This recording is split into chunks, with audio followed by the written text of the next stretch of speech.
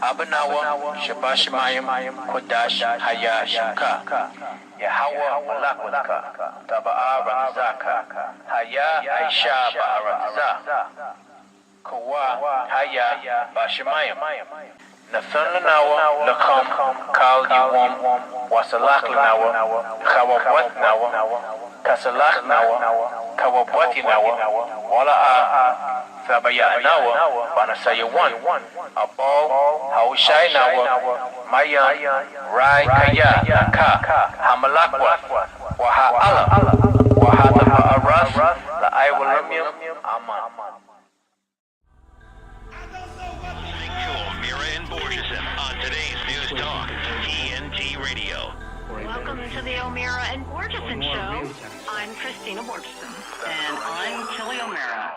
Today we're devoting the entire hour to money. More specifically, we're going to talk about President Biden's recent executive order titled Comprehensive Framework for Responsible Development of Digital Assets. To me, that's just a word salad for how best to track your money. As we look into the prospect of going digital, there's much to consider. Right now, interest rates are rising, the cost of food and rent is skyrocketing, and people are struggling to make ends meet. How will going digital make a difference in your life? And one can't help ask, qui bono, who benefits? Every day we see how commercial finance is changing. Phones swiped over keypads for purchases. No need for cash, credit, or debit. Microchips are inserted into hands to allow access to home and work. Discussions are in the works that may allow the Federal Reserve to create cash accounts for individuals. What local commercial banks have to say about that and their deposits? More importantly, make no mistake, anything digital can be tracked. Every move you make can be tracked. Think about the animal microchips. It's no different with humans. Every financial transaction is tracked. What if you don't want to get chipped and digitized? Will you become a societal pariah? No? Think again. Remember what happened to anyone who refused the COVID jab. They were a danger to society. Terrorists. We're going to talk about these issues and more with Catherine Austin Fitz. Catherine is the president of Solari Inc., publisher of the Solari Report, and managing member of Solari Investment Advisory Services. Before that, Catherine served as managing director and member of the board of directors of the Wall Street Investment Bank, Dillon Read and Company. She also was Assistant Secretary of Housing and Urban Development during the first Bush administration and was president of Hamilton Securities Group, Inc. Catherine designed and closed more than $25 billion in transactions and investments to date and has led portfolio and investment strategy for $300 billion worth of financial assets and liabilities. In short, Catherine Austin Fitz knows money and she knows how it works. Welcome, Catherine. It's great. I didn't know we were going to be together. Tina did tell me that the great O'Meara was arriving. We're getting the band back together. We are. It's true. We're getting the band back together. This is fabulous. So look, I'm just going to throw it out there, Catherine, let you get started. What's your take on this global rush for digital money? Digital concentration camps. I just want to let that word sink in. We're talking about creating digital concentration camps. It's a complete control system. So it's the end of currency. We're talking about creating financial transaction systems where there is absolutely no privacy, no matter what they say. And essentially, they'll be able to come into your bank account and take whatever money they want out. They'll have complete control. So if they don't want your money working more than 5 miles from your home, your money won't work more than 5 miles from your home. So I'll give you an example, and you want to show this on the show. I think I showed it to you, Christina. If you go to Solari.com and go down to the commentary on the homepage called Cash Every Day, it's our campaign to encourage people to dial back the digital systems and go to cash. There are a couple of videos. The first one is 56 seconds, and it is the general manager of the BIS in Basel, Switzerland. So the Bank of International Settlements is the central bank of central bank. So it's the general manager of the BIS explaining exactly how CBDC will work in 56 seconds. You want to watch it? Yeah, can you put it up? I don't know if I can put it up. Well, I should. I'm sure right now our engineer Alex is sweating bullets.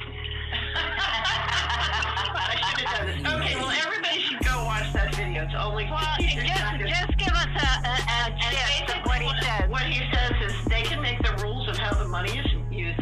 They don't call it your money. They call it their expression of central bank liabilities. And they can set the rules on how it's going to be used, and they can enforce the rules.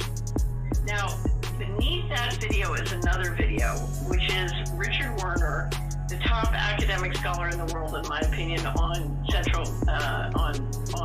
banking, and he explains how what CBDC will look like. And he explains how the head of a central bank in Europe, who's a very prominent fellow running a central bank, explained that it's going to be a chip inserted in your hand.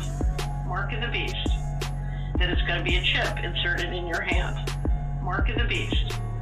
That it's going to be a chip inserted in your hand. That it's going to be a chip inserted in your hand. Mark of the beast. Mark of the beast. Mark of the beast.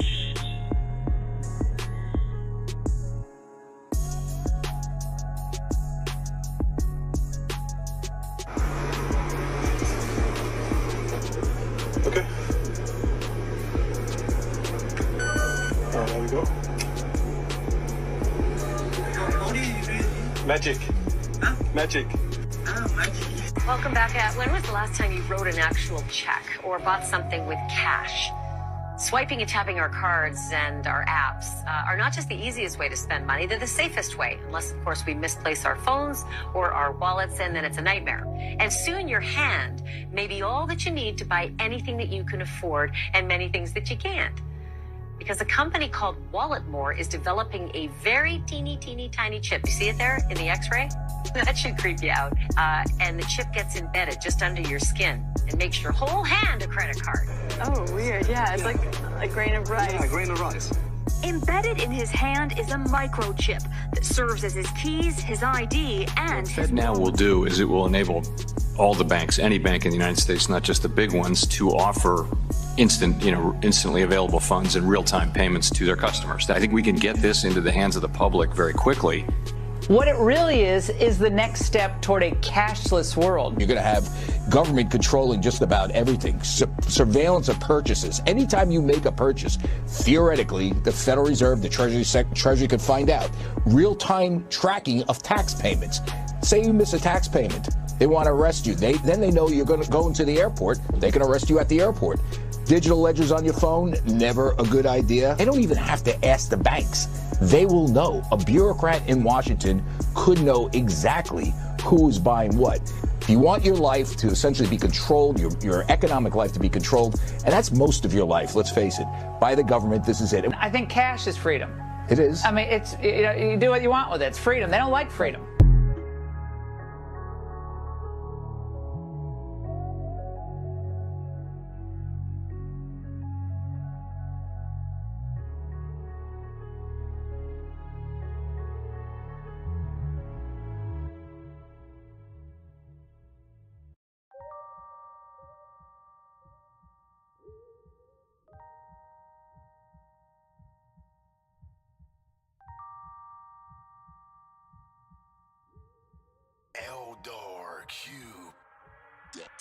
To turn off your access to your own money. So you will not be able to buy or sell anything.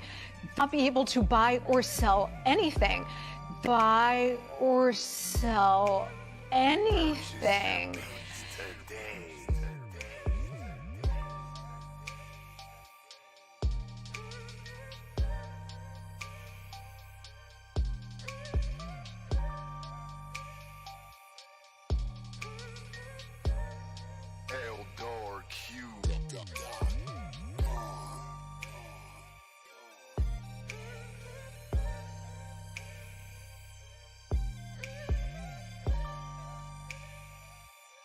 This is what I mean about how dangerous it is. You're shut out of the economy. You are shut out of the economy, and of course it's all subjective, and it will all be in the hands of these Marxists, right? And so you and I won't be able to buy anything. This is why it's so dangerous, because this spells the end of your economic freedom.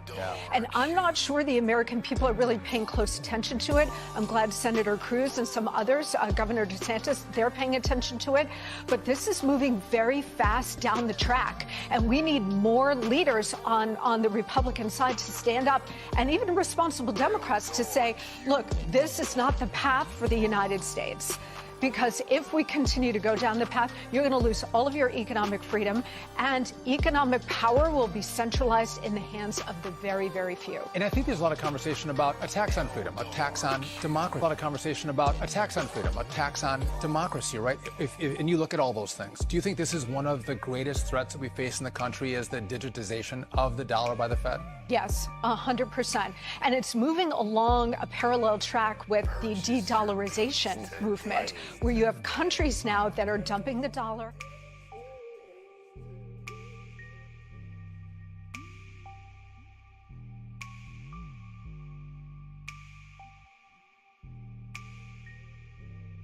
Eldar Q.